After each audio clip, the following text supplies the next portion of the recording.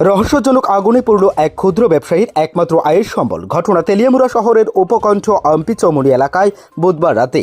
ঘটনার বিবরণে জানা যায়, তেলিয়ামুড়া থানাধীন অম্পি চৌমুনি এলাকায় শহরের উপকণ্ঠে বাপ্পা বণিকের দোকানে কে বা কারা আগুন ধরিয়ে দেয়।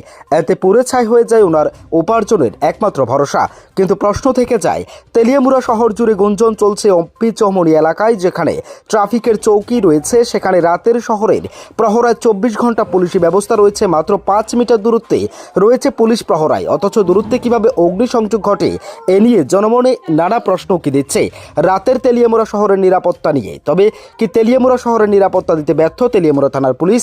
এমনটাই প্রশ্ন উকি দিচ্ছে বিভিন্ন মহলে। এদিকে আগুন নিয়ন্ত্রণে আনার মাঝেই দমকলের পাম্প বিকল হয়ে পড়ে, এতে উপস্থিত জনতা ক্ষিপ্ত হয়ে পড়ে।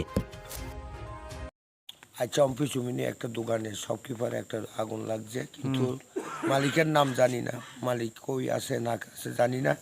এখন কিভাবে হয়েছে, ইলেকট্রিক শর্ট সার্কিট হয়েছে না কোনো দুঃচক্রান্তে আগুনটা সৃষ্টি হয়েছে তা তো জানি না।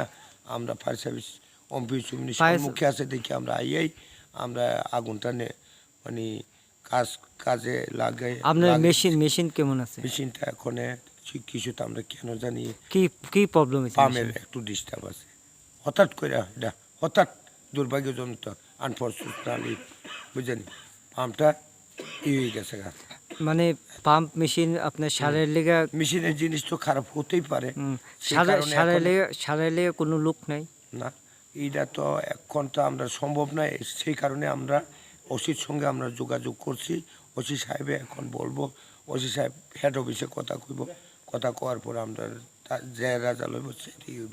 মানে পাম্প মেশিন খারাপ না, পাম্প মেশিনটা খারাপ হয়েছে, কিন্তু আমরা ছোটোখাটো যেমন যে জায়গায় জল সুবিধা হয় সেইখানে হয়, ওখানে গিয়ে আমরা উপস্থিত পাম্প নিয়ে যেতে পারবো। যে আমরা পোর্টেবল পাম্প আছে দুটা, পোর্টেবল পাম্প 1, পোর্টেবল পাম্প 2 দুইটা আছে, সেটা দিয়ে আমরা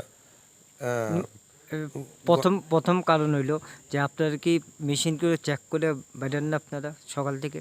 না, আমরা ঠিকই আমরা কিছুক্ষণ আগে তো আমরা কাজ করেছি, আপনারা তো দেখেছেন, কিন্তু কিছুক্ষণ আগে আমরা ভালো ছিল। এখন হঠাৎ করে কি কারণে আনফর্চুনেট কী কারণে হয়েছে দুর্ভাগ্যবশত এখন আমি জানবো না, আমি খুব বলতে পারবো না।